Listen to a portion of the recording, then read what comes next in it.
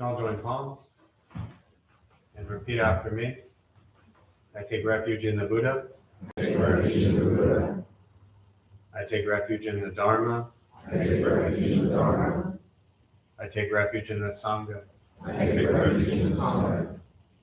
Keeping the palms joined.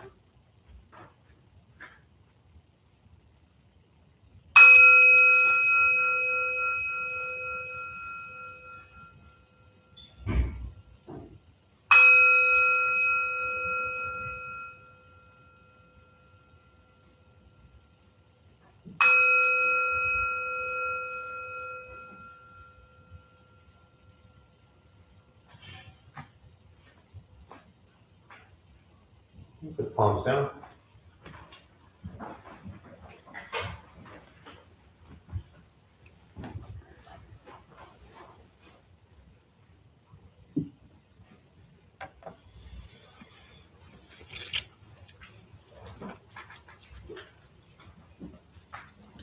It's funny. All right, good evening, everybody. Give me 1 second here. Good to see you all. Have a good night.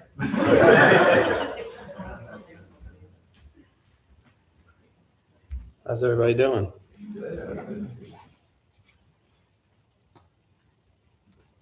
What are y'all doing here? Anything?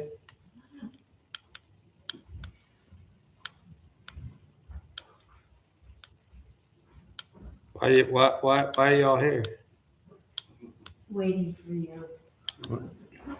Watching you struggle. That's a bad. See, one would think this is struggling, but it's not really. It's just, it's just what I do. You want to do it? So why show up here? Who's here for the first time? Anybody? And y'all just came to watch me do it like a remote control thing. That's why they all show up. What brings you here? Those who are here for the first time. Go ahead. Just trying to find peace with everything that's going on around.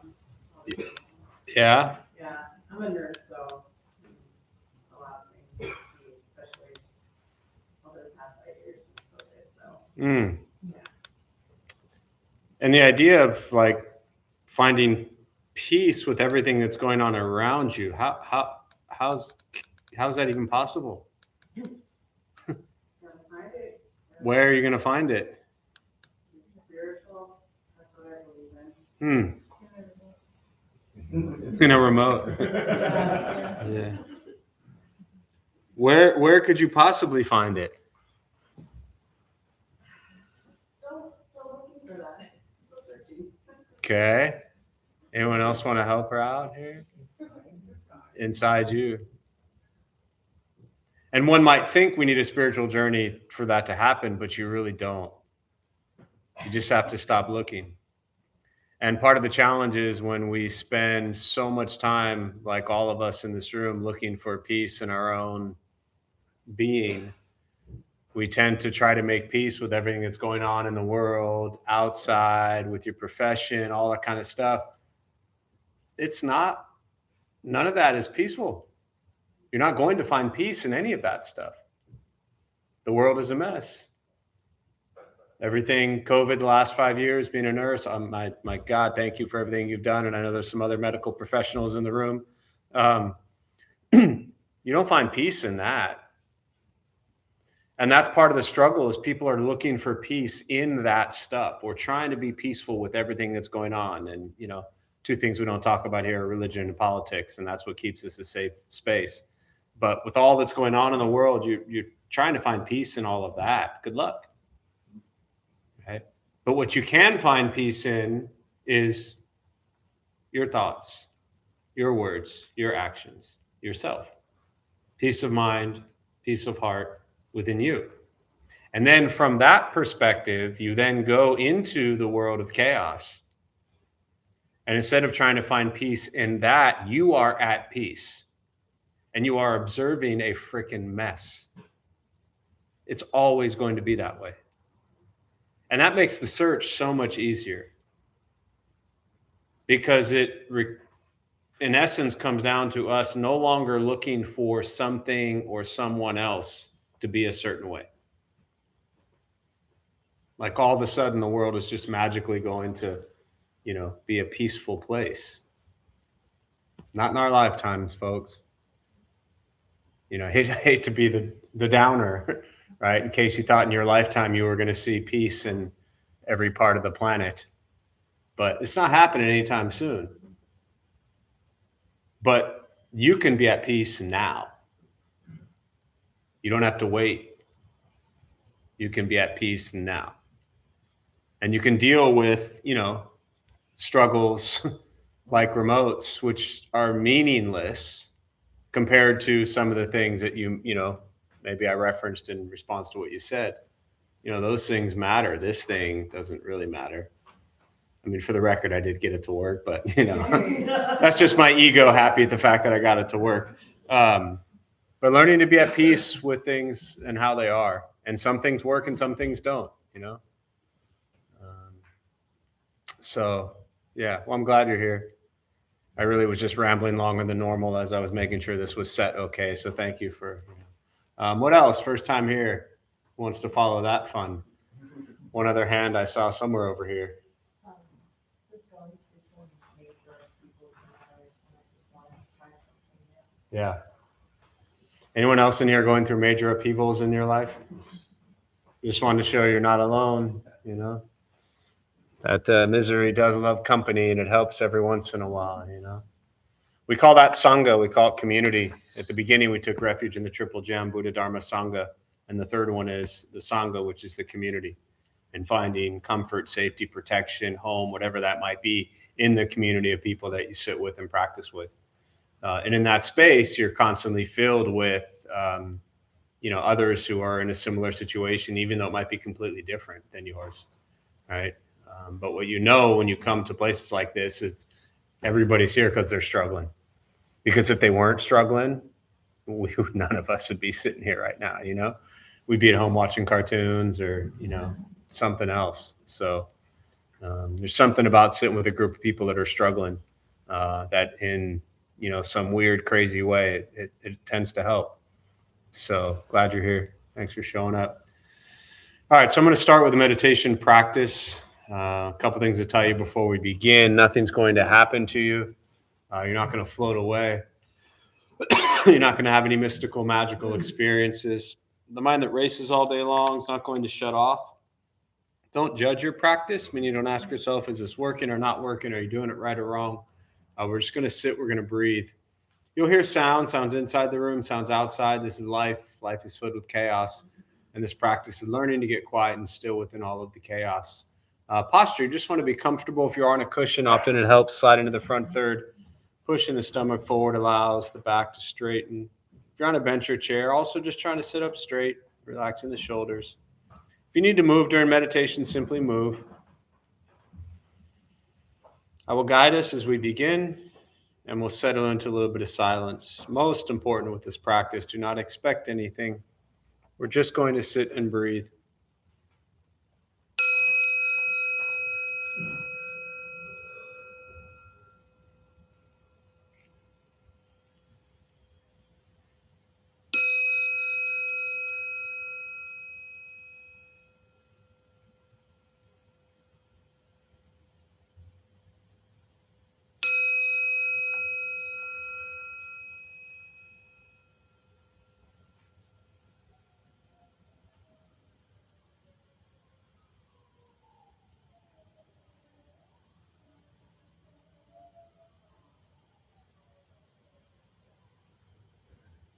And starting with the eyes closed if comfortable, or slightly open.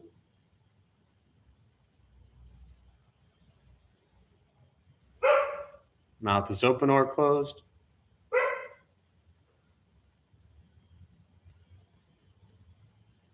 We'll start with taking 3 deep breaths slowly.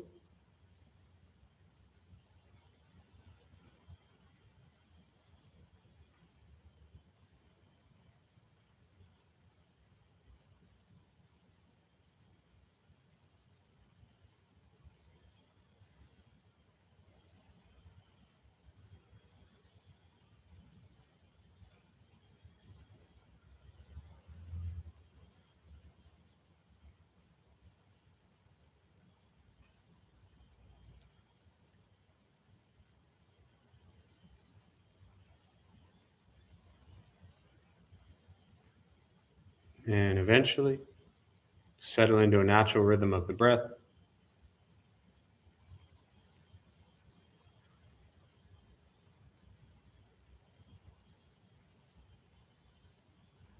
Noticing the mind as it wanders, jumping from thought to thought.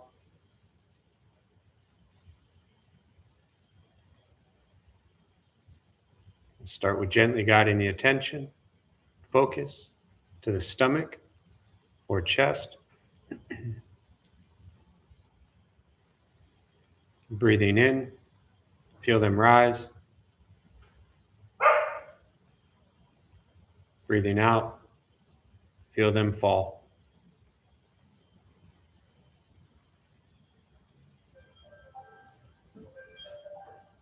Simply continue this practice, observing sensation of breath.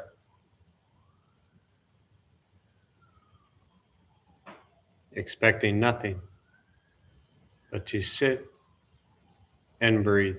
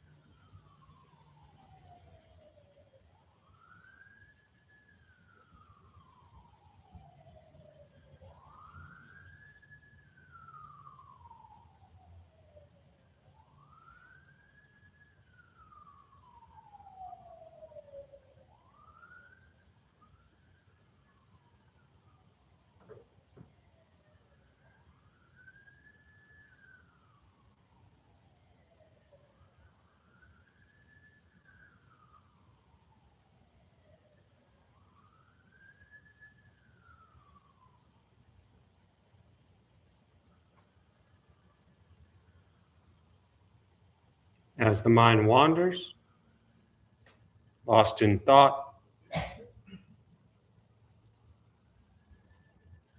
recognize it.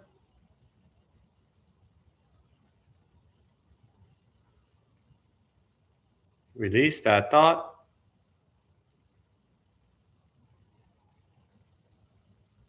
Return attention, focus to the breath.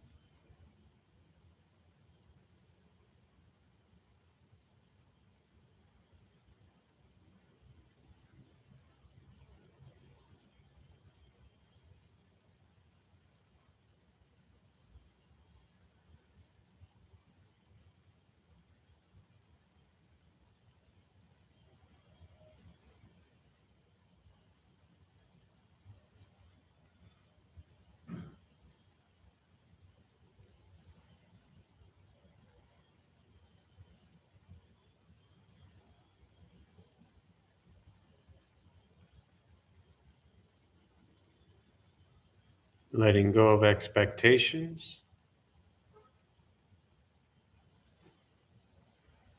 letting go of judgments from your practice, just sitting, breathing.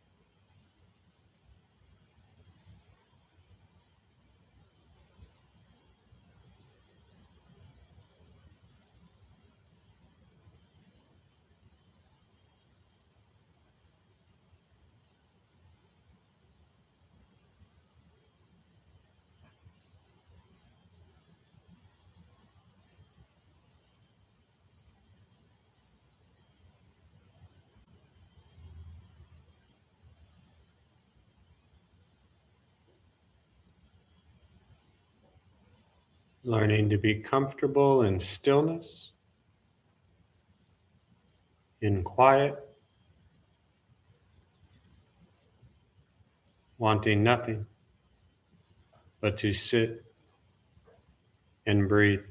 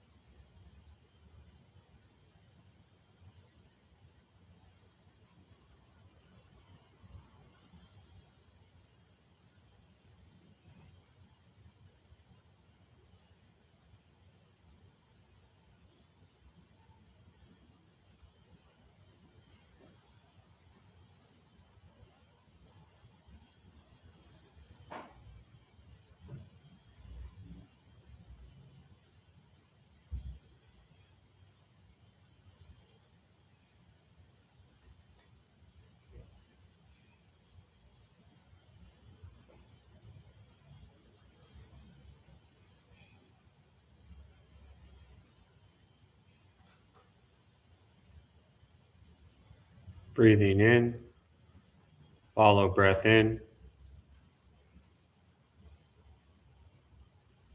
Breathing out, follow breath out.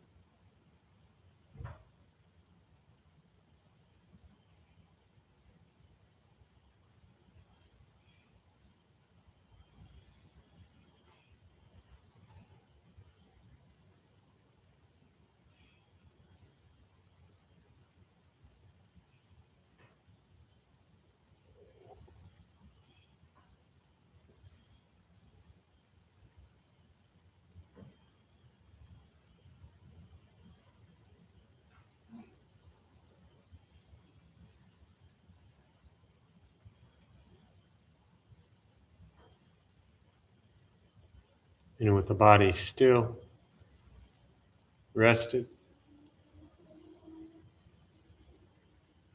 and the speech quiet, aware of all sounds, and the mind learning to settle, know what it's like to just sit and breathe.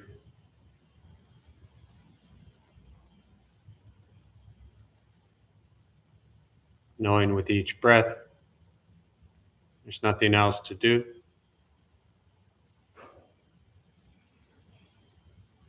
Nowhere else to go. And no one else to be.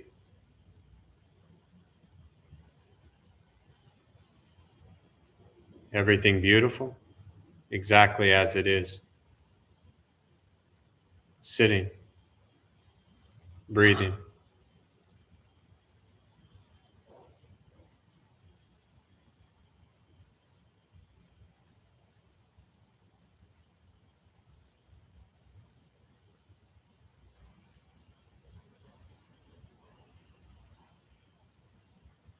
And once again,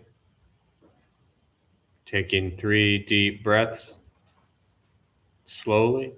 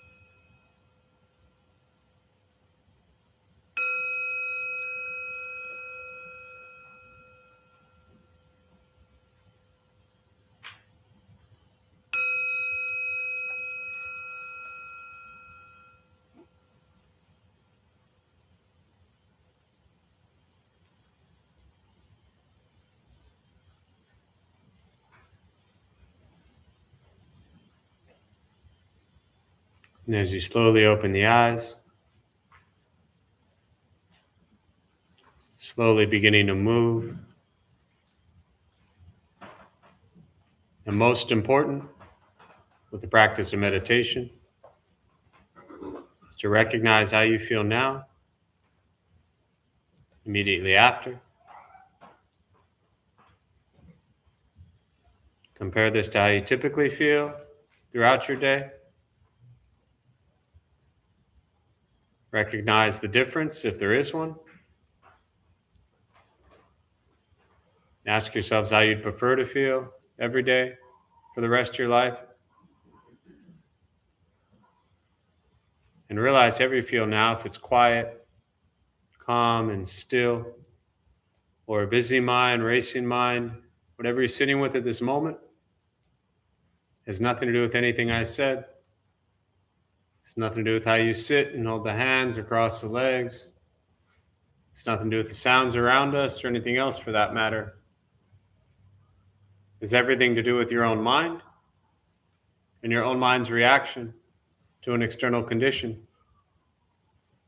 This is what the Buddha called pratitya samuppada, means dependent origination. This is the basis of the Buddha's awakening. The word Buddha simply means awakened. He was a human being, no different than any one of us, who began to understand why he suffered, why he got angry, sad, depressed, stressed, anxious. He began to understand the causal relationship of all phenomena. And what that means, very simply, for all of us, regardless of where you come from or what you believe in or where you think you're going, your whole life is filled with things that happen. You react. More stuff happens, more reactions. That's it. That's what we get. This practice is simply learning what it's like to respond to something quietly, peacefully, still. Because for most of us, the way you responded to the last 20 minutes is quite different from how you respond to every other 20-minute period of your day. And so all we're working on is closing the gap to where the way you feel now is closer to how you feel always. Just as driven, motivated, productive, successful, whatever that means to you in your respective lives.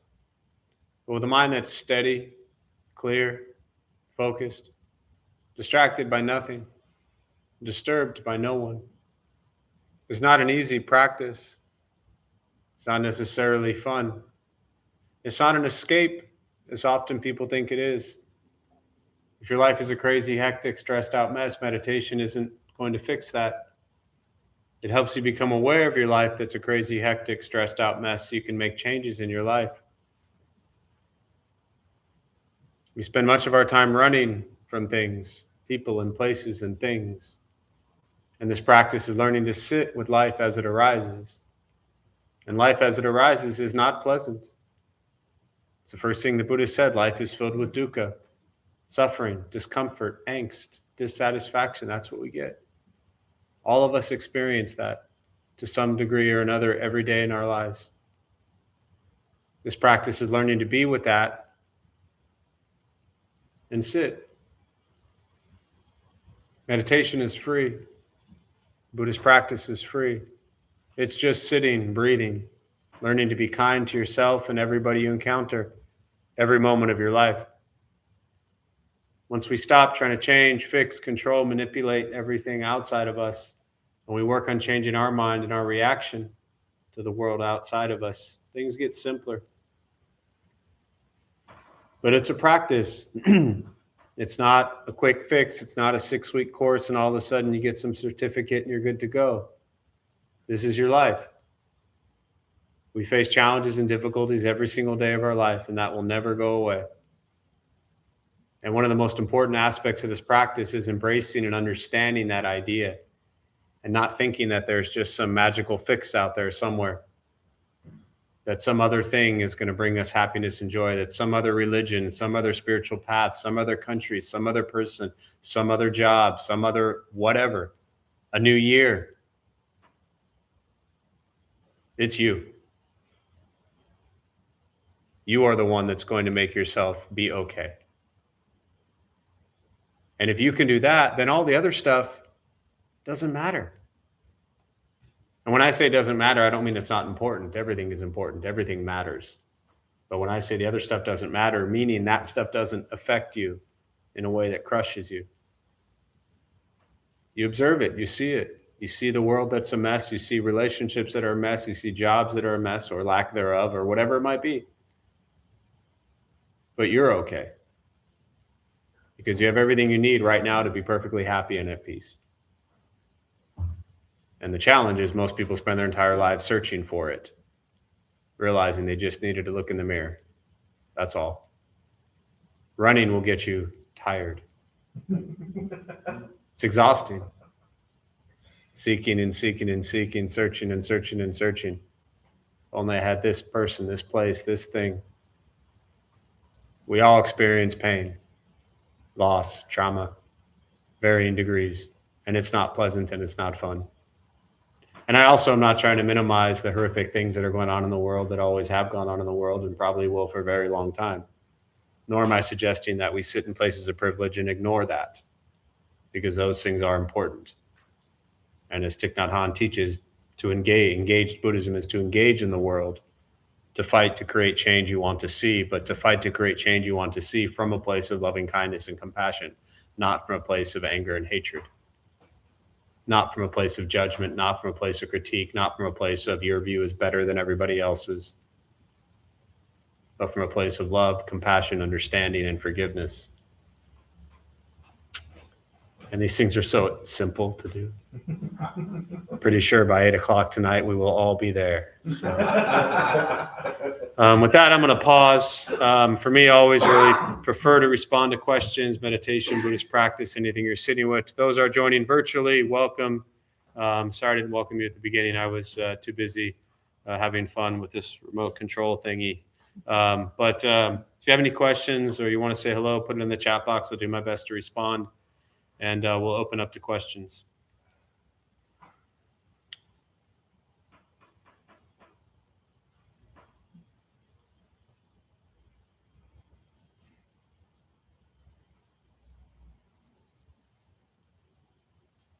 I know when we do, like, I think for like closing ceremonies, when the host gets up and talks about that there are practitioners here, no monks. Yeah. What is the difference or delineation between a monk and a practitioner? How is it that you're not a monk and that you've given yourself? Yeah, good question. So let me just paraphrase for those virtually, or maybe you didn't hear it. I love that you called it the closing ceremonies, first of all. But the question was, when we get up at the end here and we do our closing ceremonies, and we always say, and I'll give you the history behind that as well, but let me just repeat the question first. We always say in that, that we're just practitioners, we're not monks or anything like that. And so your question is, what are the difference between practitioners and monks, and how is it I'm not a monk? And how have I, if I heard the last part, you said, how is it that I've given myself to this place and not being a monk? Was that the last part of your question? Yeah. So I'll back up to where the kind of the history of that line in our closing ceremonies came to be. And it was, let's see, we've been in this location 8 years. This was after a class. I used to do the Saturday at 11 o'clock that I do here was always done at Buddha for You. So those who don't know, we started Dharma Bum Temple 19 years ago, 10 years downtown, and then moved here 9 years ago. We also took over Buddha for You in 2009. So that was 16 years ago. So we had 2 locations. And so I led the Saturday one at Buddha for You. And we at that time, I used to lead, so this probably would have been about maybe 11 years ago, ballpark. And I used to lead what I called the grays. They're like gray pants and a shirt. And it almost looked like, think of like any sort of like karate outfit, martial art outfit, where, kind of looked more monk-like. And when I was in Taiwan, that was one of the things that I wore when I was out there in the monastery. Also not a monk, and I'll talk about the personal side at the end. But that was one of the things I wore when I was out there. And so when I was leading, I felt more comfortable and appropriate to wear that when I lead. After the 11, which is no different than the Saturday 11 o'clock I do now, the Intro to Buddhism, which is no different than this, when I was done, and I didn't used to say that, right? When I was done, somebody came up to me and he said, "You're not a monk?"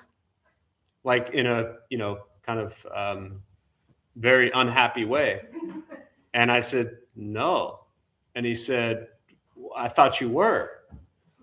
And I mean, if you think about it, like, my head's shaved, I'm in monk looking stuff, I'm leading meditation, I'm saying some words that sound like I know what I'm talking about. Like, I can see how he might have thought that, but nothing in the way that I lead, or back then it was the same thing. To me, nothing in the way that I lead or led or said, I've never projected myself as a monk, right? But he thought I was. And he was actually offended because he thought that I was almost like pretending or trying to be a monk. And so 2 things happened after that. One, I stopped wearing, this didn't happen right away, but I eventually stopped wearing the grays. I call them the grays when I lead. But But the main thing that happened was I started saying after that those of us who lead are not monks and nuns, etc., teachers. We're not looking for students. We're just practitioners. So I wanted to make it crystal clear, like literally the very next class I led, I said that those people out there looking at me up here did not think that I was a monk or a teacher looking for students. So that's where the kind of the history became. And in essence, Dharma Bums, for many of you who know or those who might be new, we're not a temple in a sense where we have had monks or nuns. We don't have any monks or nuns. We're lay people. We are practitioners. I'll talk about that in a minute. Most temples you go to, traditional temples, cultural, what I call cultural temples, right? They have, in the Buddhist tradition, they call them the master, right? In our culture, that word has many connotations, and many of them are really traumatic and heavy.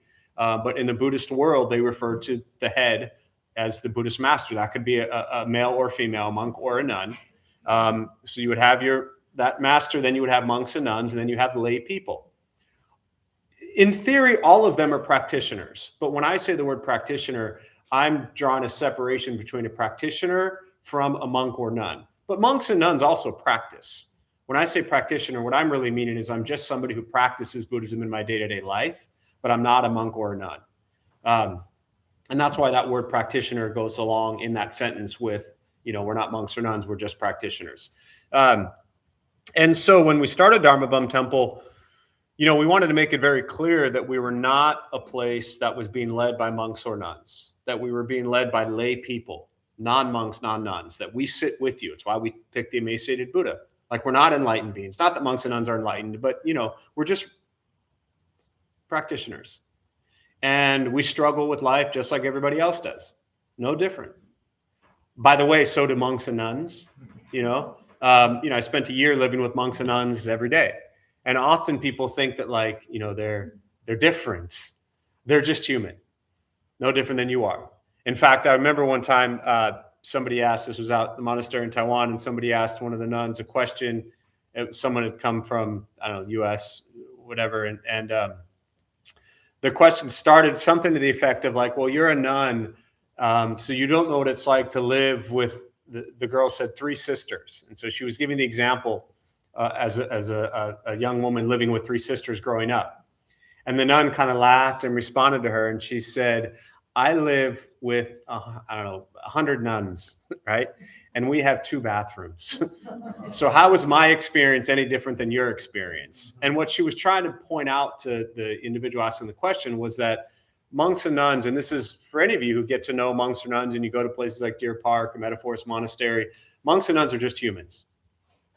Many of them are mothers or fathers, right? Maybe earlier on in life. Maybe they've been married. Maybe, they've split. They've had a whole life that we know nothing about. But often we see a monk or nun and we think oh, you're a monk or nun, so you're separate from us. The reality is they're not separate from us, but very often, especially in Western culture, this is all I've looked at for the last 20 plus years, if monks and nuns are sitting here, the average Western person will view them as different and separate and above or better than, or that they have figured out something more than somebody else has figured out. They are just practitioners as well. They are just human as well. The difference, in my opinion, obviously this is all my opinion, is that they have a deeper level of commitment to a Buddhist path, a spiritual journey, monks and nuns. Not always, but very often to me that signifies they have renounced their lay life, their worldly possessions, worldly pleasures. They have given all that up to focus solely 100% on the cultivation of wisdom and compassion for the benefit of all sentient beings. My Buddhist master in Taiwan said, you do not need to shave your head and you do not need to put on a robe to be a monk. It's what's in your mind and in your heart. So for me, when I was first there and I thought I would ordain at that time and become a monk, I realized I'd be a terrible monk. And I'm much happier being a Dharma bum. I don't like to listen to people so much. And the truth is, as a monk or nun and as a disciple in a specific lineage, you are told what to do and you do it. That's it. You do not, without question, truly, you just follow, which is incredibly liberating. But as far as building a place where Western people can feel comfortable, We wanted a place that wasn't led by monks or nuns, but we bring in lots of monks and nuns and lamas and, Zen teachers and things like that to explore different aspects. But is that kind of starting point touch on everything? Yeah.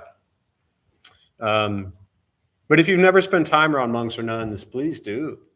It's really an incredible experience, and you can learn so much from like just watching them eat, Yeah. What else? Yeah. I've got a simple question. All my closest friends right now know that I try to come down here as often as my schedule allows. Yeah. But I was thinking about this. Would you call this a class? Right. What do you call it? Right. Yeah. I was kind of like confused about how I'm going to express it. Yeah. So the question was, all your close friends know that you come down here, as often as you can. And your question is, what do you call this? Like, is this a class? The title of it, we call it Intro to Buddhism and Meditation.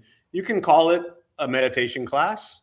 You can call it a Dharma, Teachings of the Buddhism. You can say, I'm going to a Dharma talk and a meditation.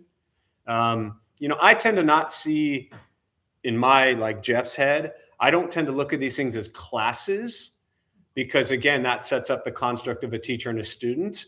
But I'm also not ignorant enough to not realize the fact that that's probably what 90% of the people who come here think. Back to the kind of the question about the monk or not. Years ago, I asked somebody I really respect, who was a Zen priest for many years, still is, out at Upaya Zen Center. And I talked to her about the perception people would have. And she said, ultimately, Jeff, however you label yourself, doesn't matter. People are going to view you how they're going to view you. And whatever title you give or don't give yourself, or whatever you call yourself or don't call yourself, they're going to call you or see you in their minds however they see you. And so in the same way, like whatever we may call this, what is this to you? How would you describe it to me? What is this? I find that sometimes like complicated terms, it is practice. No. I'm not saying what I'm saying, you to me right now. What is this? You to me? I'm asking you a question. I know, but Yeah, you're not talking to your friends right now. You're talking to me. Like I'm the one you've been sitting with. What are you at right now? I guess class. There you go. Then that's what you tell them. Yeah. Don't worry about being right or wrong is my point. Whatever it feels like to you. So a class about what? Meditation. And Buddhism. there you go. And why do you go? Because it brings me more peace and joy. End of story. Now, granted, that's not going to be good enough for most people, and they're going to think there's something weird and wrong with you for many people, right? But that's their mess. God forbid you should go somewhere that makes you feel peaceful and happy. What a nightmare that is, But like, really, I'm being serious. Like, simplify it. Like, next time I ask you, where do you go? I go to a class at this Buddhist place. We do meditation. I learn about Buddhism. It makes me peaceful and happy. End of story. You don't have to pitch it, sell it. Like I always say, Buddhists are out on the street corner, like trying to reel you in. You got enough. The Dalai Lama said one time, the world, asked if the world needed more Buddhists, or if this country needed more Buddhists. He said, the world has enough Buddhists. We don't need more. This country just needs more people that are peaceful and happy. So if it's helping you get a sense of peace and happiness, that's all that matters. Yeah. What else? Go ahead in the back and then, that's funny. Yeah, go ahead. I've been trying to. Oh, no. Yeah. Anna, sorry. I didn't realize that hand was attached to you. I saw it over here. Yeah, and then, yeah. You said material objects, and it reminded me of, I have a question about attachment. And about attachment to physical objects. And sometimes it's a physical object that I endow with meaning, something that reminds me of something, and I don't need it, right? If there's no use. In fact, it's broken or doesn't fit or something. And then on top of this, and like just thinking about it in my own life, I have to go clean out an elderly relative's house on the East Coast. And now I have to assess, things that are sentimental to him, and also things that are completely meaningless to my generation, but might have been in the family for 100, even honestly 200 years. I feel disrespectful not honoring them, that they have no use. There's no room. Mm-hmm. No one wants them. Yeah. And so, there's the idea in Buddhism that you're not supposed to have attachments. Mm-hmm. And even more, it feels like you're not supposed to have attachment to these things. Mm-hmm. And I don't know what the right action is around any of this.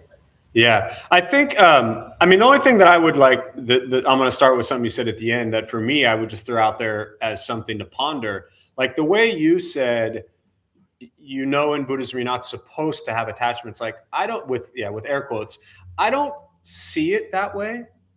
Like for me, I don't think about as a practice, I don't think about whether I'm supposed to or not supposed to have attachments. I see it as I have attachments. And then to me, the teaching is I have attachments, and the attachments will potentially bring me suffering, not extreme potentially, but some discomfort, some angst, dissatisfaction. Like there's going to be struggle with these attachments, because if you had zero attachment to everything you just listed, like everything you just shared in this experience you're about to go through, not even talking about your stuff first, if you had zero attachments, this would be a really easy thing to deal with. But to not view that necessarily, which again, this doesn't help you at all, but to not view that as like a bad Buddhist thing.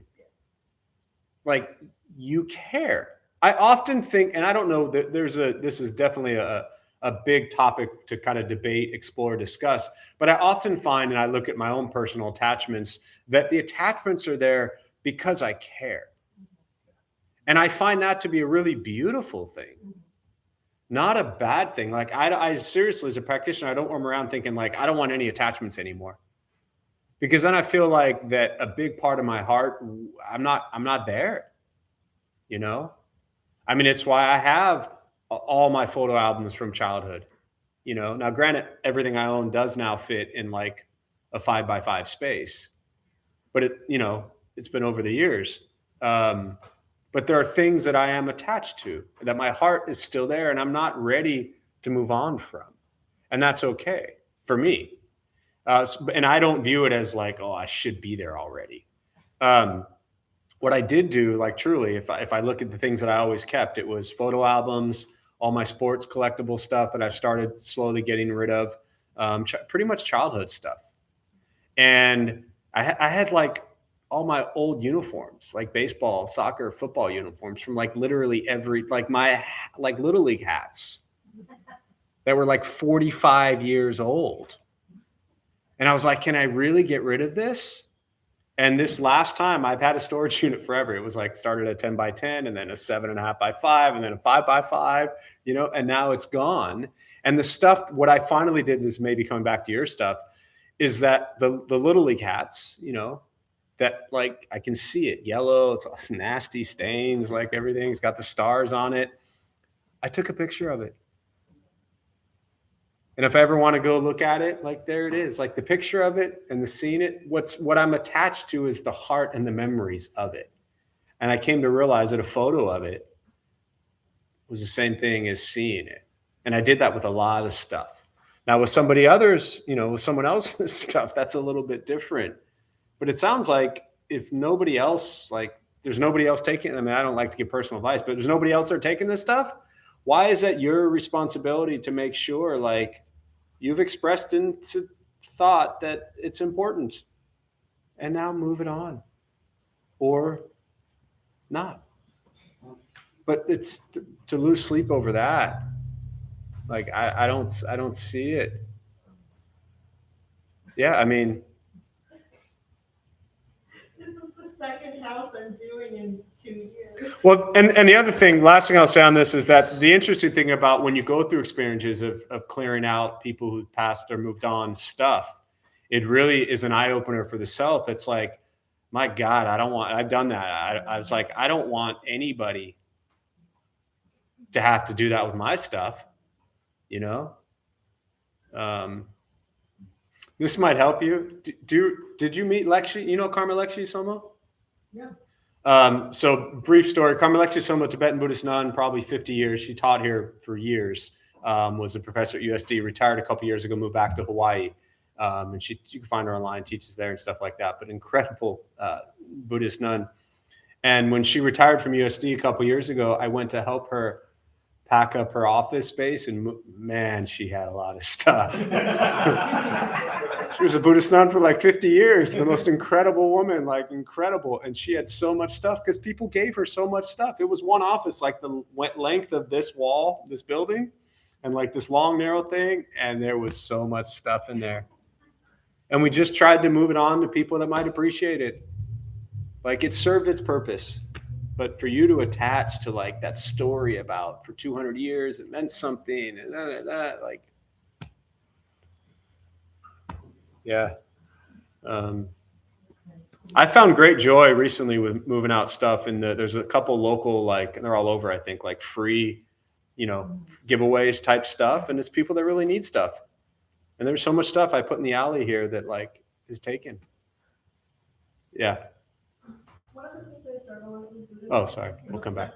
Go ahead, and then we'll come back to it. Yeah. Sorry. One of the things I struggle with Buddhism is that the concept is that you're not supposed to, but attachments are things that can potentially cause you pain. I think that's being alive, and like if you choose to opt out of that, you're kind of choosing to opt out of the love, the joy of having that attachment as well.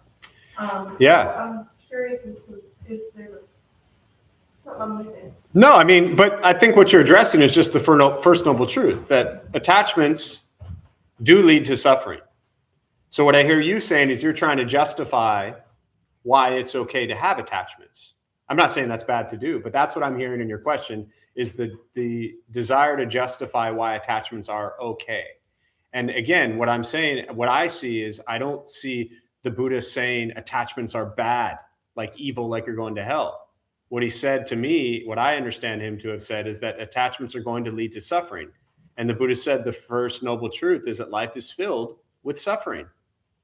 And part of that comes from having attachments. And again, for those who are maybe brand new to Buddhism, attachments don't mean the practice of non-attachment is not cutting off. It's not getting rid of. It's not severing. It's not that you don't care. Non-attachment is actually loving and caring about everything. And everything in whatever it's at has a place. And maybe it's the trash, and maybe it's somebody's home, and maybe it's an alley for somebody to take, and maybe it's a family member somewhere.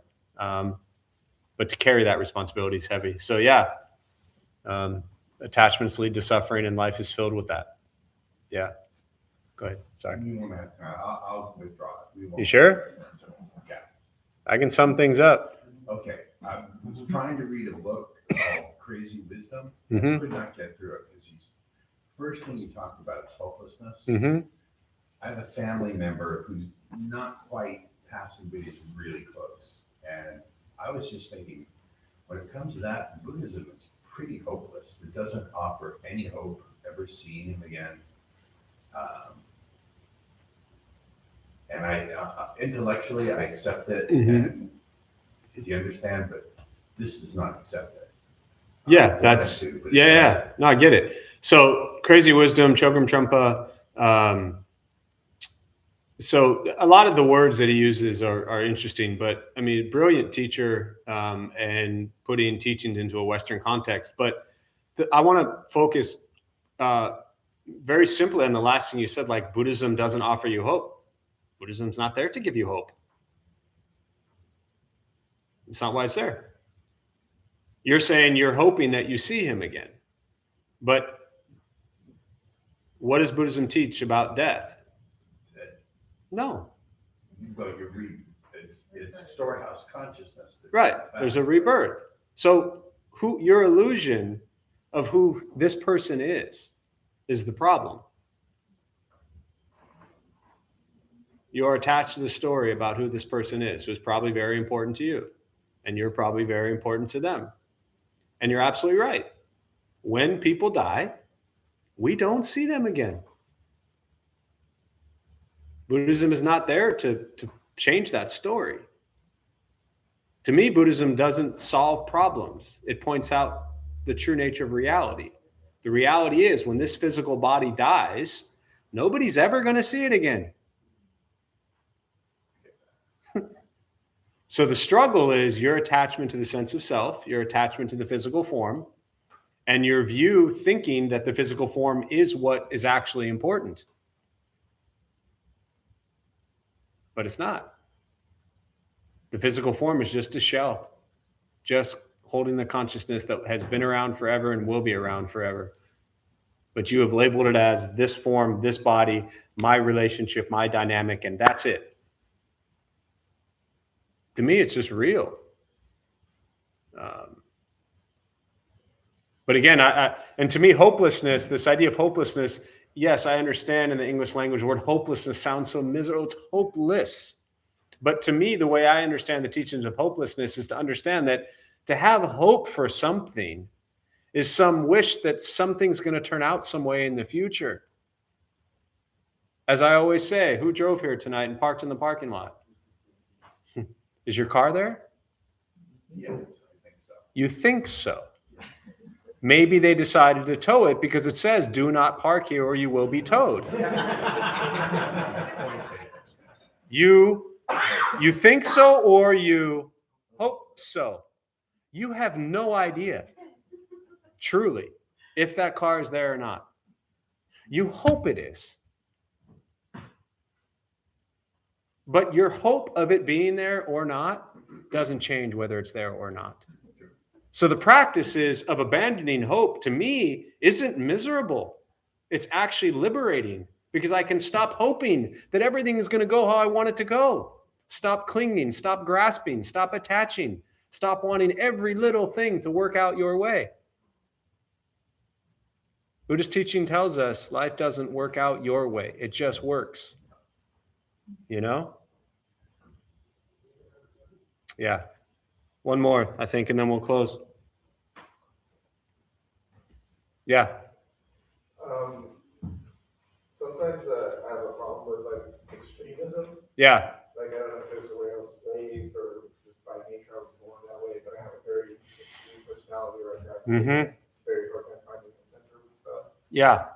I do get a feeling of relief from minimalism. Mm. And right now I'm in a transitional phase, and I'm trying to figure out if I can, for the like 100th time, what I want to do with my life. And so I've been looking into like new careers, Mm-hmm. and I'll go as far as like I've been offered jobs, and then I'll turn them down because like, nah, I have to buy tools. And then in my head I'm like, man, did I take it too extreme? I mean, I don't know if that's a question for you or for me, but I mean, I'm willing to take anything. Yeah. So the simple short answer as I wrap up here is the teaching of the middle path and balance. And, I'll say quickly, like, I just personally as a practice, I'm not a fan of like trying to figure out what you want to do with your life. Like just focus on trying to be happy. That's it. Focus on trying to be happy. And having what you need to actually survive, which is bare minimum. Focus on that. And as far as cultivating a practice of middle path, which is really, from being minimalist, very extreme, find balance and practice finding balance in simple things. How many shirts you own? This is interesting. I mean, I was here the last time you discussed. Yeah, I don't need the whole story. We're out of time here. How many shirts do you own? Shit. Huh? More than I want. No, just answer. Do you see the problem right now? You talk too much in circles. How many shirts do you own? Maybe 30. Okay. Could you survive? I'm going to be nice to you. Could you survive on 20 shirts? I have only worn 5 since I got. That's not my question. You can't even answer my question. Can you survive on 20 shirts?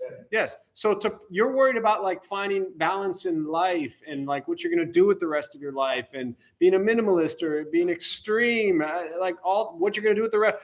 Just get rid of 10 shirts. I want to throw them all away. No, stop. Okay, you asked me a question and you've spent the entire time talking. Right? You see a pattern here. Get rid of 10 shirts. You want to cultivate balance in the middle path. Start doing it with simple things that don't matter. You'll be just fine with 20 shirts. Get rid of 10. You'll have 20. You'll live, and 10 people who have no shirt will have a shirt. Simple.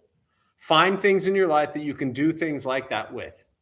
And then when it comes to big, important things in life, you'll have created like training any sort of muscle we train. You'll start beginning to cultivate a habit and patterns of finding a middle path, a balance, and not so extreme. And don't make so many excuses. Don't justify so much. That's an extreme behavior. Simplify. Talk less. Listen more. Yeah. I too was the guy sitting in the back listening to nobody, getting into trouble. I know you are, because you're here consistently. But I'm talking to you like I would a 16-year-old kid in high school who's in the back row, paying attention to nothing. That was you. And now you're here, and I'm trying to keep you from, going back. So, yeah, you're good. I'm glad you're here. Let me know how it goes getting rid of those 10 shirts. We all want to know. We're going to join palms. May the benefit of this practice be shared with all beings in all directions. May all beings be at peace. May all be free from suffering. May any merit from this practice be transferred to Pam during her time of rebirth, and to Mark and his family who suffer at this time.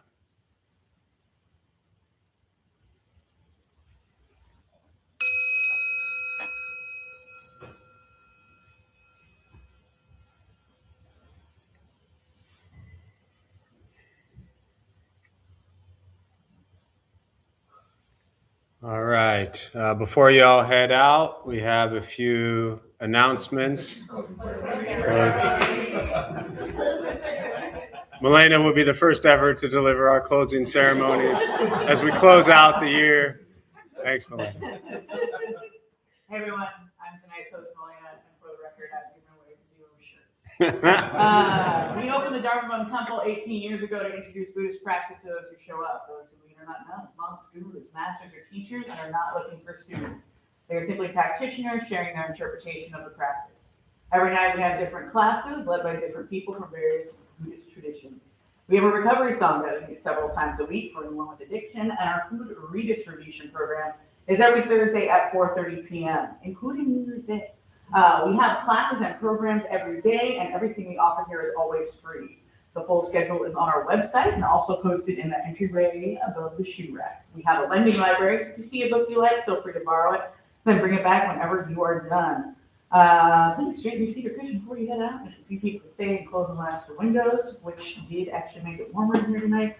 That would be helpful. Thank you for being here. We wish you well, and hope to see you all again. And tomorrow night will be our 20th annual New Year's Eve celebration. So if you've never done a silent and sober New Year's, this is your chance to get them both done at the same time. The entire night is not silent. 7 o'clock we'll do a vegetarian potluck. 9 o'clock I'll tell the history and vision of Dharma Bum Temple. And 11:30 we pile in here and do about a 30-minute sit going into the new year. So just the last 30 minutes is silent. Some people come at 7, they're home by 9 o'clock and in bed. Some people come at 9 for the story, and then by usually 11:30, this place is pretty full for the midnight meditation. So you're welcome to drop in and out at any time throughout the night. Yeah, we'll see you all soon. Thanks, Glenn. Very well spoken. Very articulate.